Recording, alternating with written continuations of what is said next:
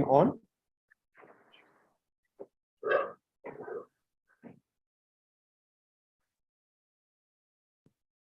Yes, sir, we are live.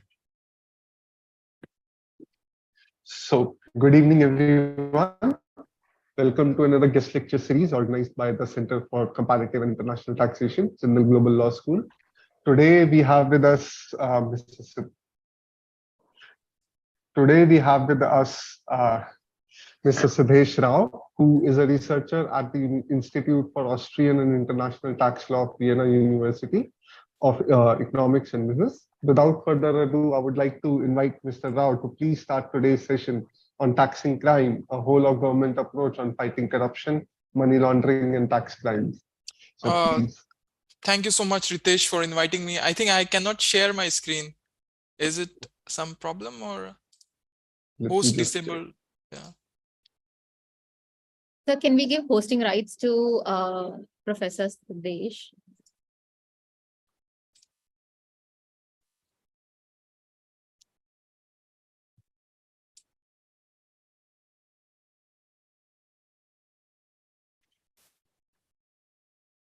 Maybe till the time I think my rights are on, maybe I'll start with the basic idea of the topic. First of all, thank you to Kriti and thank you, Ritesh, for both of you for inviting me, for giving talk to your faculty and students and whoever is involved with Jindal Global School. It's my pleasure to be there, even though I couldn't be there in person. So even if it's virtually, I appreciate the invitation for presenting this book, which I have co-written with my authors. It's not, though I am presenting this book, it's not my work, one person work. There are 6-7 people who are involved, people from World Bank, people from Vienna, and me.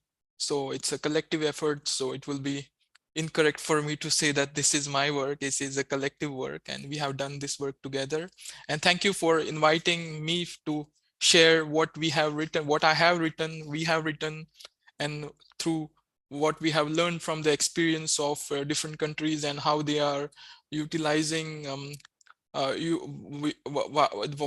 they are doing for the problem of taxing crime, as the title of the book suggests. So this is as the title of the book suggests, it focuses more on the criminal aspects and how crime could be, how tax and crime both are interrelated, and what governments could do in terms of policy challenges, in terms of the developments in law, amendments in their local laws, what they can do to tax crime. So this is something the book talks about, and I'll be precise. I'll not take more than 35 minutes, and then I'll open the floor for your questions or your comments, or any of you have any doubts, you can easily ask me. There's nothing. I still cannot share my screen. I think there is still some problem.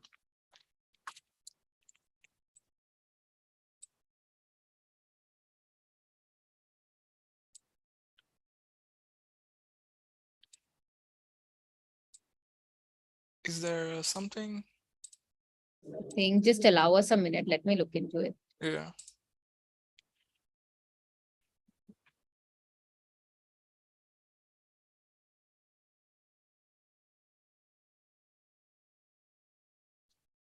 So maybe just before till the time the screen sharing starts, maybe we can let me know. Maybe I'll just start with the broad overview of what the book is about. As I said, the book focuses more on, and the topic as such, it focuses more on the aspects of connection between crime and taxes, and what can be done so that these two different aspects are joined together, and how different agencies, they work together to solve the problem of taxing crime.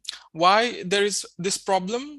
The problem starts not from the tax perspective, but the problem starts in criminal perspective. Why do I say that there is this problem? Because in general, different government agencies, they don't talk with each other. Perhaps in India, what happens is, when, let's say, tax authorities they come across anything on which during their tax audit process, or let's say scrutiny process, they come across any criminal thing. In general, I still don't know how exactly Indian tax administrator is doing it. They generally report it to intelligence units, police, or customs. Generally, they share with customs. They don't go beyond customs. They don't share it with police, or they don't share with intelligence units. And this has been a problem which has seen in many countries. Is one government agency, they don't talk with other agencies, because the problem starts with, as you see in many countries, tax returns are really private. Nobody wants to make it public, and the information is it's within the boundaries of human rights law, privacy law. Oh, this is my tax return, this is my personal return, how it could be shared.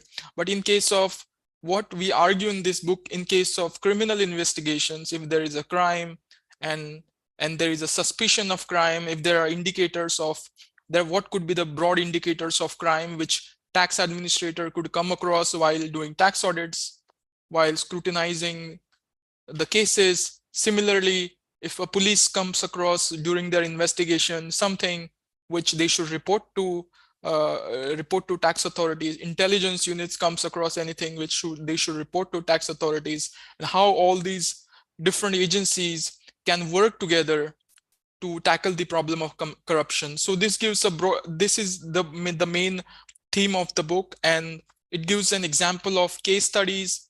What are the experiences of countries? What has happened in different countries? What are the legal framework? Because the problem is, we can talk all day on the topic, but if, as we say, if the law doesn't allow us to do something, then we cannot do it. So there needs to be a law or a legal mechanism where what we are talking about, this could be enforced. There needs to be a legal framework. Then there needs to be procedural rules to enforce that legal framework. And this is something I'll be talking about, and how to enhance, what can be done to enhance cooperation between different agencies. Is it screen sharing? Yeah, now I think I can do screen sharing. Yeah, can you see my screen? Yes, we can. Yeah, so thank you so much. So my format of the presentation, first, I think I'll go through the taxing crime aspects. Then I'll go through the aspect of one problem which we have seen is the problem of legal privilege also. This is not part of the book, but this is a upcoming topic of the issue of taxing crime, is how lawyers are helping criminals. I'm saying lawyers, but it's not all the lawyers. It's minority of the lawyers. It's a few number of lawyers doing planning, and in case of structuring or in case of investigations, they are misusing their privilege. And what could be done in such cases when lawyers who are willingly helping their clients in undertaking criminal activity, and some of the issues in tax matter, especially the client attorney privilege, which prevents information to be shared with the clients and attorneys' information, what they communicate to be shared with other person, and how it is being misused and what could be done. This will be my other part of the presentation. So first, to start with, my format of the presentation would be how interagency cooperation is effective for combating tax crime. When I say interagency cooperation, I mean by cooperation between police, cooperation between tax authorities, cooperation between intelligence units, customs, courts, judges, other departments, and how they can come together, how they can work together. Second is, even if they work together, the most important part is they need to share information with each other. If they don't share information with each other, whether domestically or internationally, then any cooperation is ineffective. So the basic need for any cooperation is information to be shared, and what are the legal channels available for exchange of information, whether domestically or whether internationally. And the third, as I mentioned before, it talks about international exchange of information, and what are the legal instruments which are available when countries want to share information internationally. So I discussed on this before. In case of corruptions, not just tax authority also come across cases of corruption, but there are also other agencies, customs, financial regulators, intelligence units, police, anti-corruption authorities, public prosecutors authorities. So it's not just one agencies. Uh, uh, it's many of the different agencies which generally are involved together.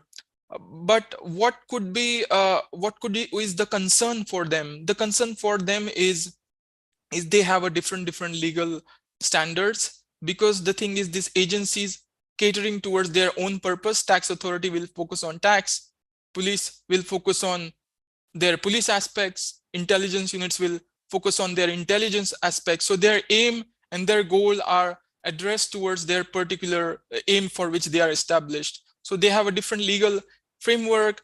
The problem is also that the law through which they are established, some of the issue which we see is that the laws don't allow that. Let's say one agency shares information with other agencies. The problem of confidentiality, tax returns, as you see in many countries, except Scandinavia. In Scandinavian countries, tax returns are open. Anybody can see those and they are in open format. But in many countries, tax returns are considered they are considered a private.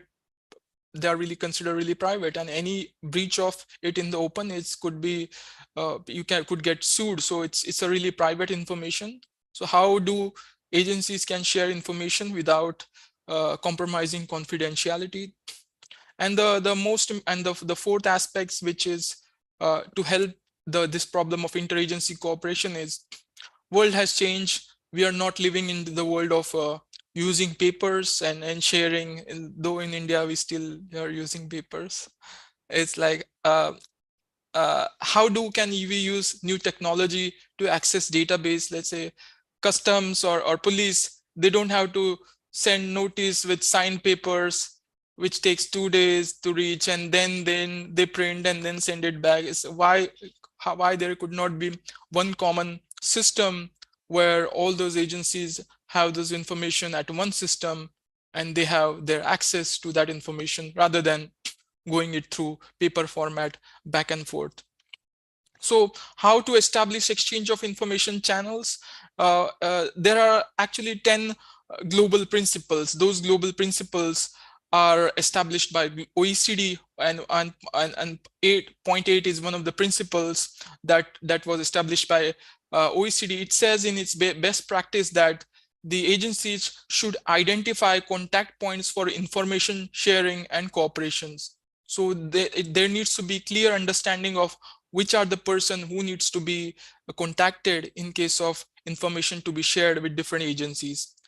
But the problem is, we may identify that, oh, this is a person who is a responsible person for sharing the information, but being human, one agency may compete with another agency. How they can compete with another agency? Imagine there is a case of, let's say, who gets a reward from prosecuting a particular person, especially in not only in the way we work in private practice. If you do more work, you get bonus during a particular time of the year.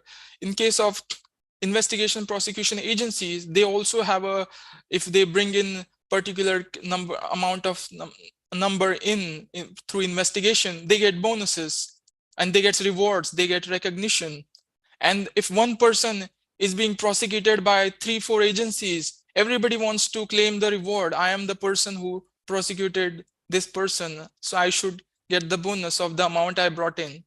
I should get the bonus. So there is not just, the problem is not about identifying contact points. The problem is there is a competition between agencies. All agencies are working for the same purpose, but they are competing with each other. So it's a big problem which is seen in many countries. It's people in the end, because they are human, and so there is a challenge of how do you make them come together and understand that they all are working towards one common goal, that is towards ending the corruption, rather than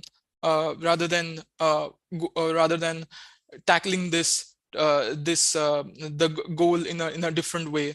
So this is something an issue.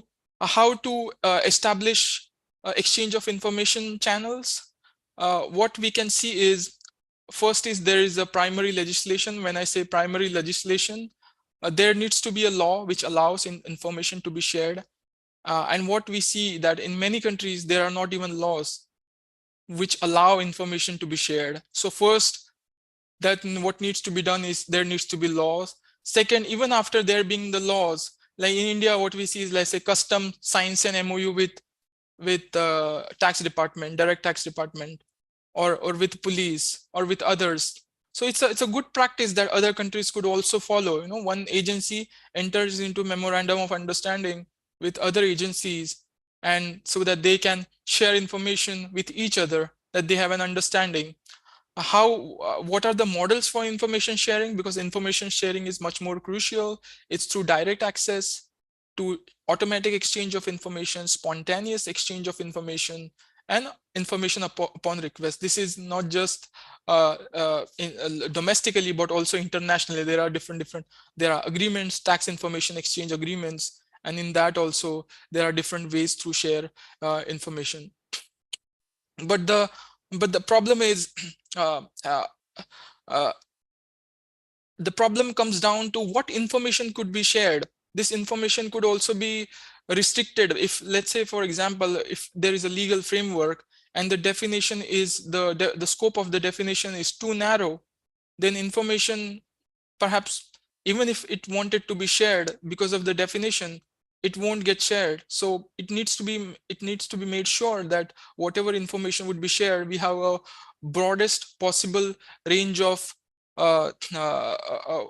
aspects which are covered by the information that could be shared. So there needs to be legal framework which covers different scenarios of information which would be there. So I'll just briefly go through. There is not just what are the agencies internationally which are involved. One is OECD Forum on Tax and Crime. It's an agency, it's a part of OECD which deals with tax and crime. Egmont Group, it's an informal group of financial intelligence units. It helps countries. To collect information and share with other agency, other financial intelligence units. So all the financial intelligence units of the world are part of the Egmont Group. There is Global Tax Crime Law Enforcement Network to enforce anything related to crime and taxes. There's Asset Recovery Network. Asset Recovery Network focuses more on if, let's say, for example, money is taken from India to other countries or from Africa to other places. The problem is not just prosecuting, is bringing that money back. So this is Asset Recovery Network it helps countries to recover the money which has been laundered from their countries and to bring those back to their country of origin. I already discussed there are different instruments to share information. Different ways, methods. One is on request, one is spontaneous, one is automatic. On request is in model agreement on exchange of information. Spontaneous is also there. Automatic is in automatic exchange of information is provided in OECD's common reporting standard. So common reporting standard is much more focuses on automatic than other instruments. This is a broad case study, which is just to give an overview of why it is how this topic is relevant to the audience here. Is there was a French finance minister. He had an account in Switzerland, and what happened was he didn't pay taxes on that amount in Switzerland. So tax authorities were investigating that account, like after many years, and when they came across this information, then while scrutinizing all the documents, they also came across that it was not just the case of tax being not paid on that amount, but also there was a case of money laundering and other criminal activities. So this is a case where because of tax authority finding out that one bank account was not open, tax was not paid on the amount which was deposited in that account, and and later on finding out actually that amount was also related to other criminal activities, led to this finance minister had to resignation of this finance minister. So this is a case which says that we cannot see tax as an isolated aspect. Tax is much more connected. If there is a tax evasion, there are many things which are involved. Generally, if I have to say in a simple philosophical manner, I know it's not all the time, but in general, any criminal activity, a criminal will not pay. Though in the tax we say criminal activities are also to be taxed, we need to pay taxes, but a criminal will generally not pay tax amount on anything which is not legal. So generally, if it is not declared, there must be something hidden, which is after, if the tax authority finds out, if it shares with the other authorities, they could do much more to find out if there is a criminal component to it, if there is cases of drugs, if this case of money laundering, child trafficking, or something else. So tax evasion, if the tax authority finds out, there is much more than just tax evasion. So this is the one aspect which many countries they generally don't look into it. So this is was a conclusion of the study, how cooperations could be done, what are the legal frameworks, unexplained wealth orders, asset recovery laws, and different channels of information sharing. This is much more in detail explained in the book. Because of time, I am perhaps will not be able to tell you much more in detail.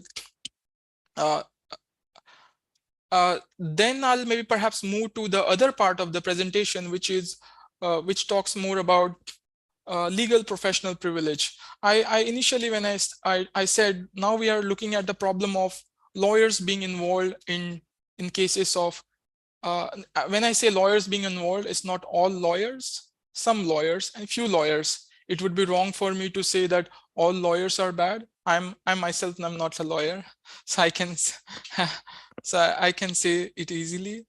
But I would say it's not all the lawyers are bad, but there are few bad apples. And what we have seen is there is an issue of legal professional privilege, which is being misused. Legal professional privilege, as the word says, it's a privilege which is only available on the communication between a lawyer and his client. That is, any information which a client shares to the lawyers for the purpose of litigation, the information is protected by client attorney privilege or legal professional privilege, and it cannot be accepted as evidence in the court of law because it's a information which is protected by privilege, and it's a fundamental right. This right has been going on from 500 years. It started from the UK, and not just this is going on in through 400 years. The UN's Declaration of Human Rights, it also embeds that this is a right which is a human right available to all the individuals all around the world. In Europe also, they have it in the European Convention of Human Rights. So this, and in many constitutions or evidentiary law, at many places, this privilege is there. But what we have seen is, at the leaks which were happened, Panama or Paradise, that much of the information which was leaked, when the tax authority started using that information as an evidence in the court of law, the information was leaked from the law firms which were dealing with all those plannings and evasion and all those things. The lawyers claim privilege on those documents, saying that this information is covered by privilege and you cannot use those documents as evidence in the court of law. The cases eventually given in the favor of revenue, so it was done. But what happened was, it started a discussion on this topic. It was not the starting point. There was also a few cases before. One was similarly in Australia, Australian Taxation Office. They says that on all the tax audits which they are doing, some or other lawyer says this information is privileged, that information is privileged, and he's saying he doesn't want to give the information. And the problem comes is, many people ask where there is give me a number or give me evidence of that this is being misused. The problem start is there is a misuse, but because it's a legal professional, it's a client attorney privilege, it will not come into picture because there's a problem, but problem covers the problem. So nobody knows there is a problem. So this is a problem which is not being highlighted in the media, but this is actually being going on, that client attorney privilege is being misused by few lawyers who are using it for the purpose for which it is not meant. It also being highlighted by UN's 2019 panel, FACTI panel, which was there. OECD also came out with ending the shell game, where various legal vehicles, trusts, partnership, foundations, they were misused for the purpose of aggressive tax planning and tax evasion. They also said that they diplomatically in the word is enablers. Enablers are the people who are involved in the purpose of in tax planning, whether they are lawyers, intermediaries, accountants, but lawyers are also part of the term enablers. So they already highlighted that this issue is existing, but not much has been done. Why much not has been done? Because whenever this issue is being raised, there is a backlash from the Bar Association. When International Bar Association said that this principle should not be misused, and they said that a lawyer should not use the confidential nature of the lawyer-client relationship or the principle of legal professional privilege to shield wrongdoers. This is the International Bar Association saying in its principle, but the response of European Bar said it's an unfortunate and damning sentence. So the thing is, there is a problem, but you're standing against International Bar Association, the Bar Lobby Association, who do not want to do away with this principle, because this principle, the crucial aspect about this principle, the principle is not just related to taxes. It's focus, it also covers criminal law, civil law, all types of law it applies. So it's really difficult to carve out for the purpose of taxes. It cannot be done. So this is that's why it's a complicated topic and needs to be dealt with really carefully. This is the FACTIC panel report on 2019. They also said the same thing, but then again, International Bar Association's president says FACTI panel's report recommendation would undermine independence of the legal profession. So there is a problem, and there is this backlash of the International Bar Association, European Bar Association, and all the lawyers, which like saying this is a fundamental principle which should not be touched, and it would be because it's a basic bedrock of a fair trial and justice system, and it covers not just tax law. So it should not be touched, and that's why there is a big issue going on. So before I go further, the topic has to be addressed through 3 levels of discussion. One, first we need to understand what is the role and responsibility of a lawyer is, what a lawyer is supposed to do, what is his responsibility towards his client, which is not just doing things what the client says and what the law says, but goes beyond what the law says. And not just that, but also upholding the let's say the good faith of the legal profession which has endowed on the lawyer. Second is client attorney privilege. Client attorney privilege is the crucial aspect. If we look at the client attorney privilege is I don't know about Indian law, but in many of the jurisdiction, if you see, we have this principle of client attorney privilege. But unlike in general, whenever we have a law, we have the first, second, or third section dealing with definitions. In generally, you won't find client attorney privilege as a definition aspects in many of the jurisdictions. It's a principle which exists, but it has not been defined mathematically, like what the law says, what is included, what is excluded.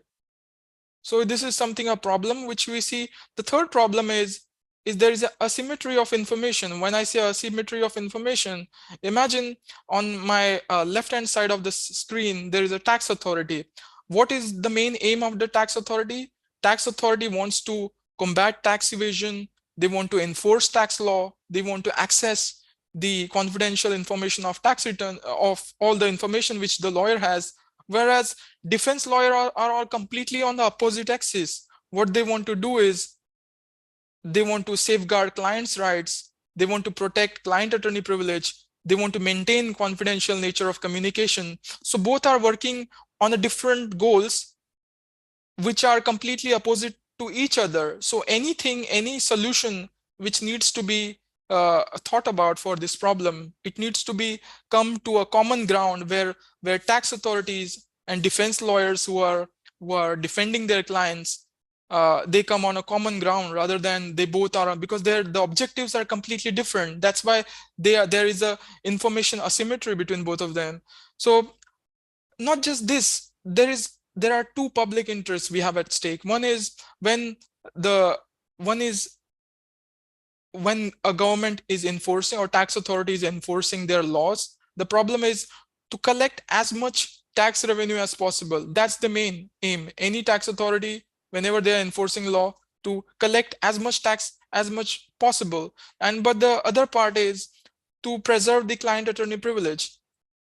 If let's imagine if client attorney privilege is not allowing the government to collect the tax revenue, so there is actually a conflict where if it's the client attorney privilege, if it's being misused, it won't allow the tax authority to collect revenue, and that needs to be addressed. So there are a few gray areas where generally there is or loopholes where there is a possibility of these legal professional privilege which could be misused. One is in cases of within litigation, in case of tax avoidance.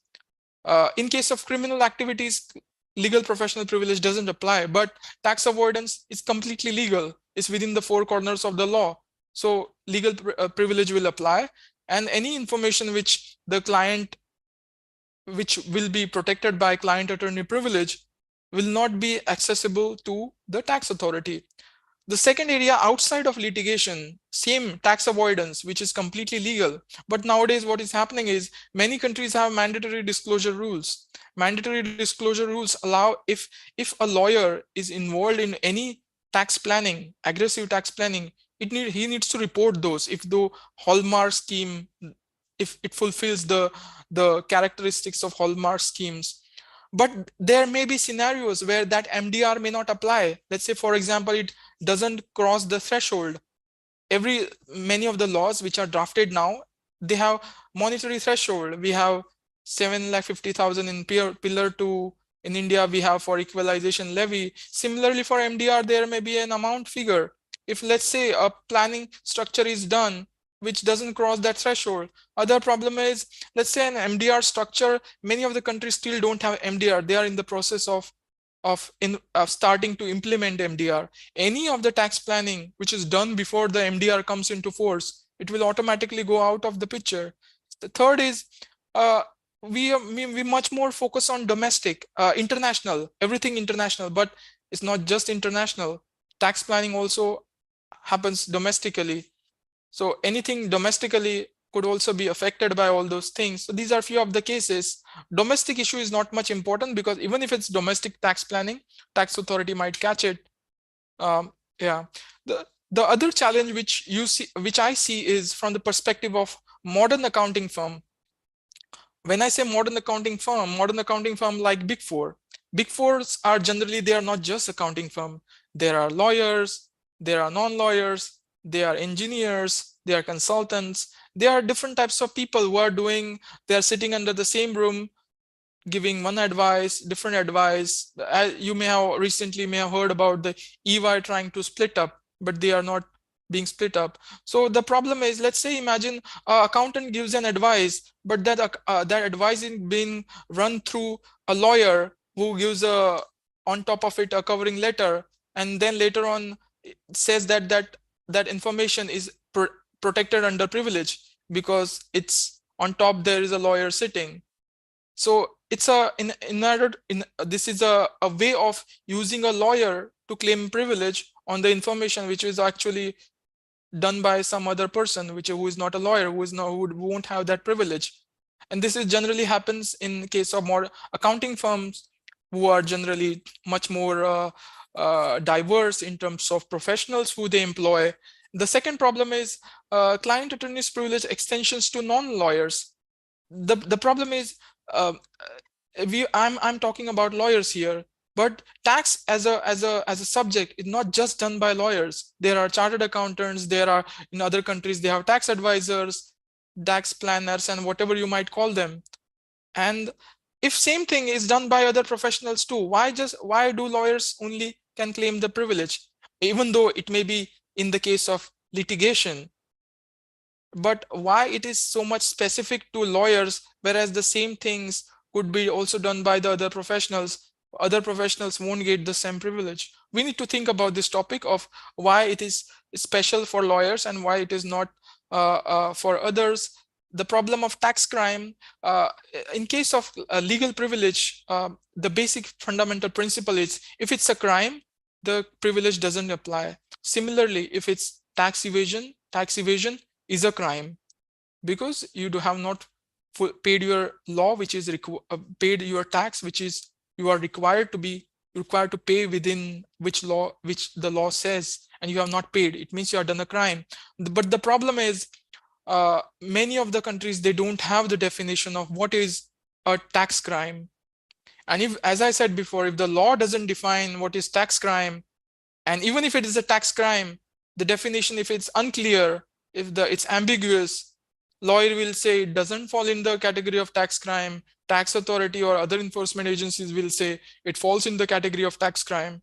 Then there will be much more confusion, and this ambiguity will rather create much more challenge. Europe has done quite well. They have come out with an anti-money laundering directive where they're trying to harmonize the definition of tax crime.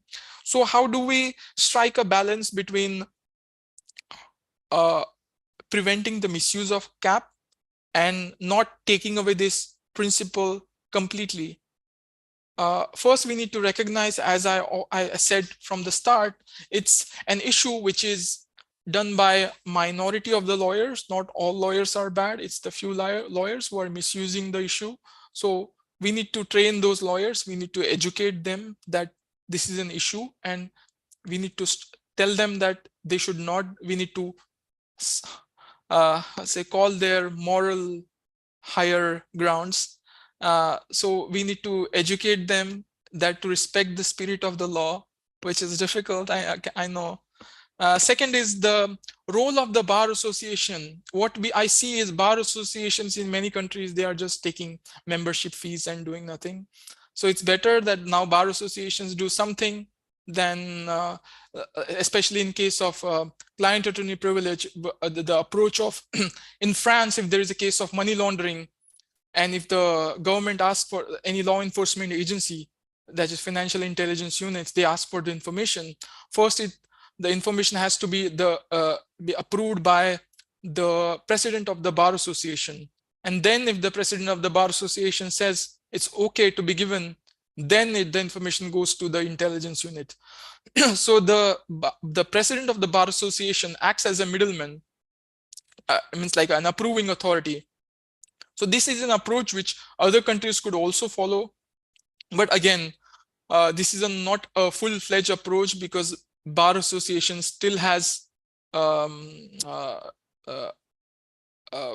good benefits of lawyers. It works for the benefits of lawyers. So we need to make sure that bar association is held accountable of any of the decisions they take. It should not be that the decisions are taken without any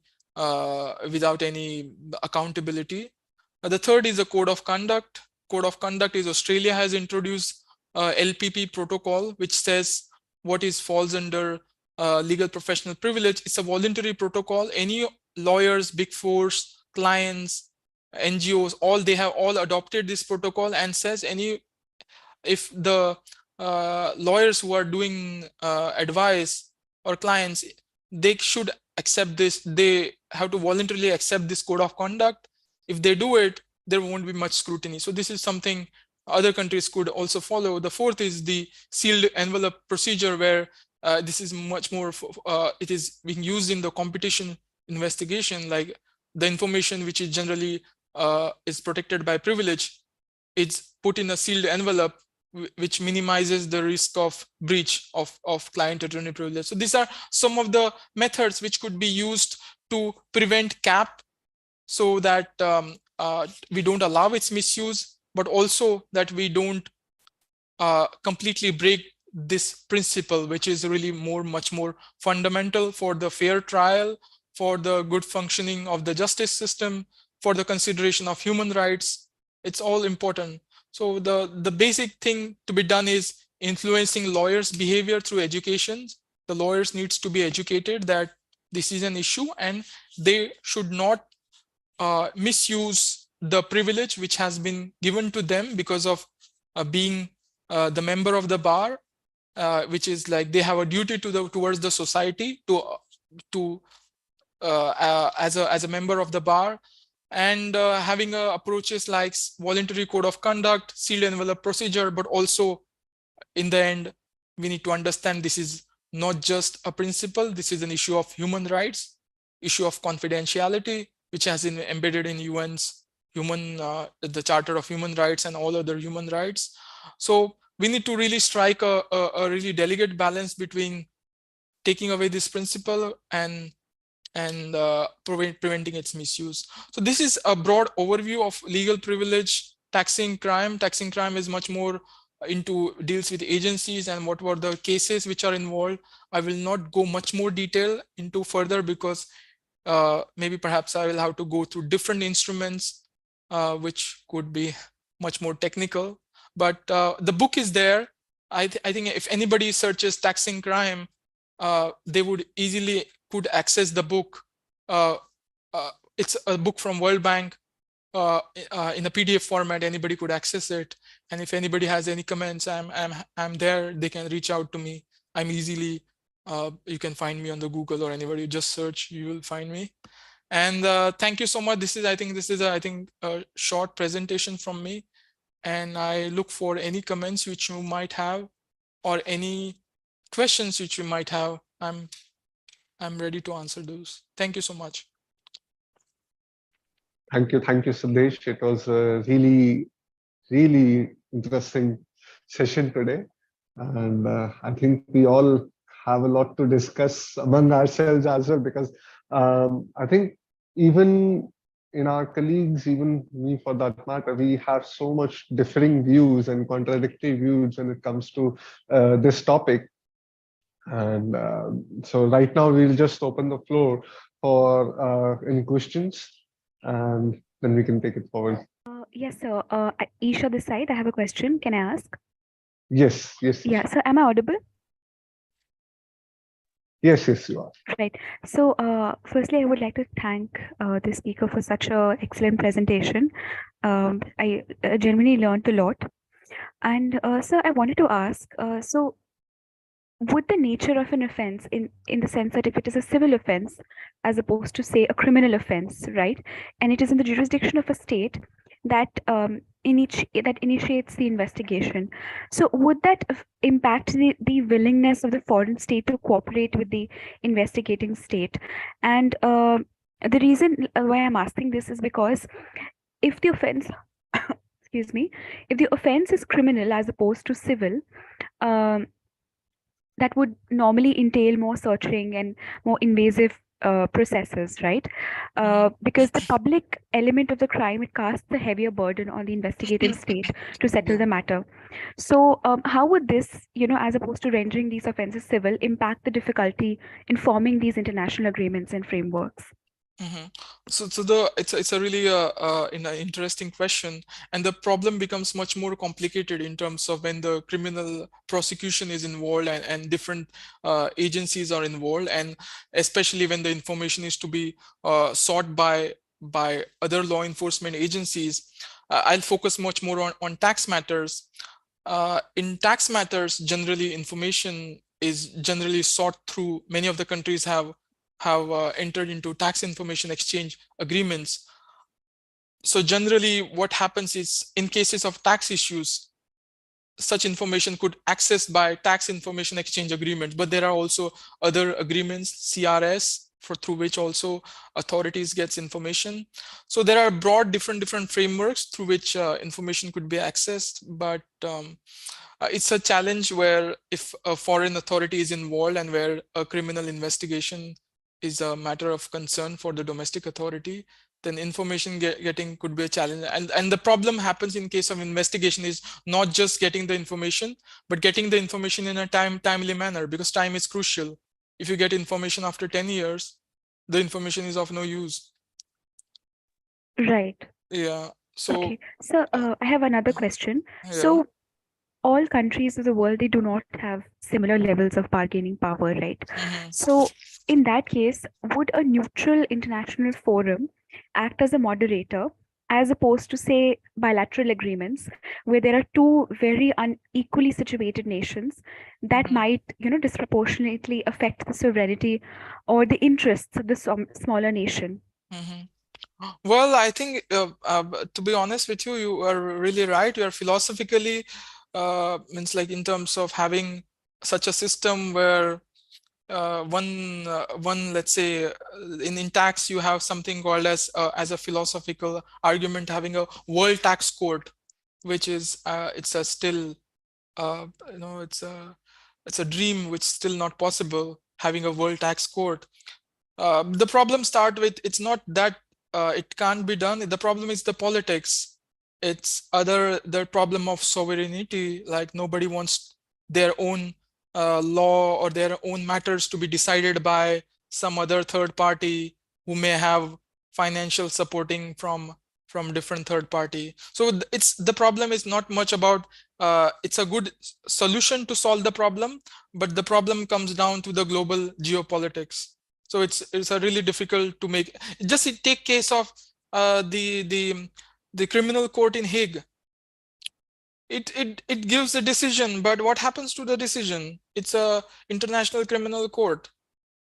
People, you think that the people are prosecuted, there is a jail where they are put. It's just a decision, and then nothing happens to those decisions. Few Right, cases it sir. may Yeah. happen. So it's a in practice, it's really difficult to do it. Okay, sir. Thank you so much. Yeah, Thanks a yeah. lot. Thank you for the questions. Yeah. Anyone else? Any further questions? Yes, Professor, I have a question. Am I Yes. audible? Yes, Krishna. Yes, thank you so much for this session, sir. What I was wondering was when we're talking about the infringement of these client attorney privileges to make sure that these privileges aren't being misused to hide essentially any tax avoidance crimes. When the state compels attorneys to hand over information that might have been given to these attorneys by the accused during the course of proceedings, when the state say sticks its hand into these client attorney communications, would that be infringing on the right against self-incrimination of the accused? Because what would essentially happen is approaching these attorneys would be equal to approaching the state with these crimes, because the state is so closely tied with the processes and the communications that the state would have access to everything that the accused hands over. So would this be something to consider? That was something that occurred, or like something that I'm wondering. So yes. So you're saying state has all the information with respect to a particular proceedings and Yes, sir. So when the state has access to information that the accused might give to their attorney, and if this information is conclusive of their guilt, would such an arrangement result in violations of the right against yeah, self-incrimination? it would, because how it's if state has, how the state has access to that information, which is supposed to the client attorney privilege, it's also a question, because it's an information which has actually the privilege applies. So there is this problem of that information being used, being the court of law as evidence. So I think there is a challenge there because of client attorney privilege. Okay, sir. Thank you so much. Yeah. Thank you. Anyone else? Any other questions on the session? I don't think there are any more questions, but I have one for myself, I think. Last year, I wanted to just know your view on this, Sudesh, because last year, European Commission came out with a public consultation. They called out tax advisors, basically lawyers who were tax advisors, as enablers. And what they generally did for their survey and for their questionnaire purposes as well, they used the term aggressive tax planning and tax evasion in the same sentence to implicate things on the enablers, that is the tax advisors, and to prevent them from providing and to mandate them to provide these type of information or not to provide such type of an advice to the client, or if there is any such information that the tax advisors do get, to disclose that. So what do you think? Like, even in those questionnaires, I was not able to complete it because the sentences, the questions that were asked, they had straightforward, they had aggressive tax planning and tax evasion in the same sentence. Though you don't agree with tax evasion, but not all tax planning is aggressive. Like in the same question which Isha also asked, some countries may have different approach to tax planning. Some countries may see a tax planning not aggressive, but the others may see it as aggressive because they are losing on their tax base.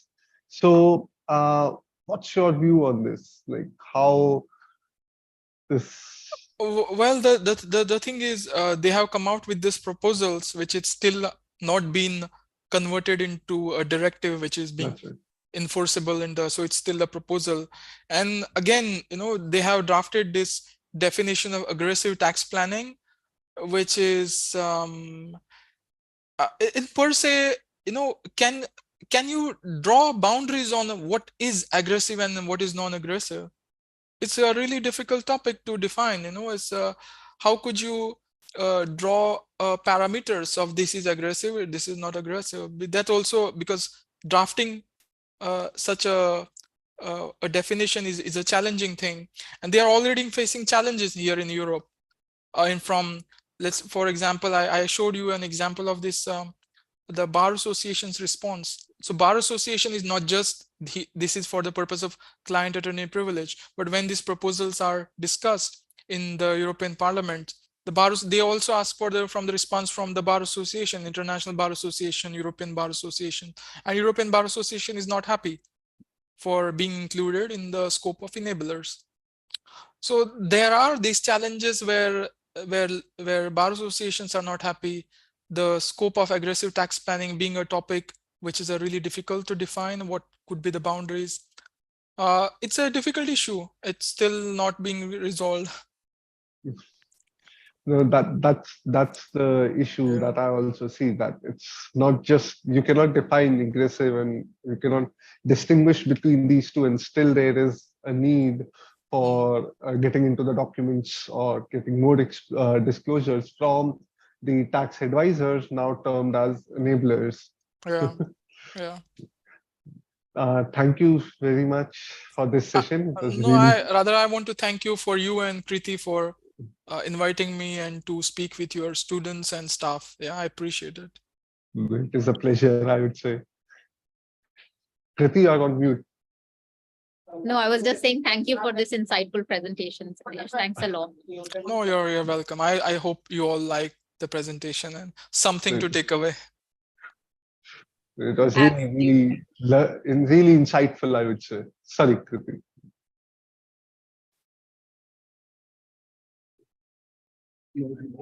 Thank you so much. Yeah. Okay. Thank you, everyone. Thank you for this session. So let's see you all in the next guest lecture session. Thank you for this. Thank you, Sudesh, once again. See you. Bye-bye. See you. Take care. Very Bye-bye. soon. Thank you. Bye. Bye. Bye.